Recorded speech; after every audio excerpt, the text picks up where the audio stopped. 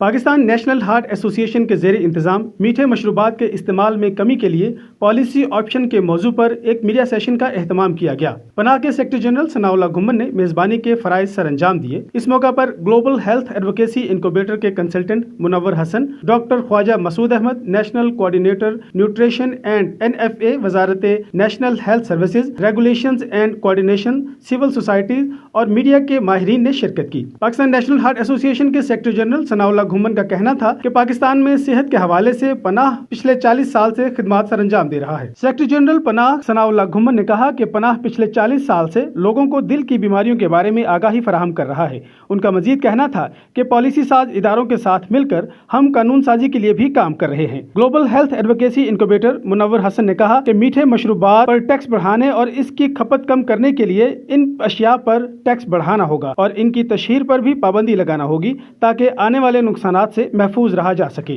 National coordinator nutrition, وزارت national health services, doctor Khawaja Masood Ahmad نے کہا کہ نیشنل اسمبلی میں پیش کیے جانے والے آئندہ بجٹ 2023 میں تمام تر میٹھے مشروبات پر کم از کم ٹیکس 20% تک بڑھایا جائے تاکہ ان کا استعمال کم ہو سکے۔ سیشن کے آخر میں حکومت سے اپیل کی گئی کہ پاکستانی عوام کی جانوں کو بچانے کے لیے شوگری ڈرنک کی روک تھام کے لیے اسکول پالیسی پروگرام، مارکیٹنگ کی پابندی اور ٹیکس جیسے طریقوں کو ساتھ لے کر چلنا ہوگا اور اس کے ساتھ ساتھ زیر التوا ہیلتھ کنٹریبیوشن بل کے نفاذ کو جلد از جلد لاگو کرنا ہوگا۔ سیشن کے آخر میں حکومت سے اپیل کی گئی کہ پاکستانی عوام کی جانوں کو بچانے کے لیے شوگری ڈرنک کی روک تھام کے لیے اسکول پالیسی پروگرام، مارکیٹنگ کی پابندی اور ٹیکس جیسے طریقوں کو ساتھ لے کر چلنا ہوگا اور ان کے ساتھ ساتھ زیر التوا ہیلتھ کنٹریبیوشن بل کے نفاذ کو بھی جلد از جلد لاگو کرنا ہوگا۔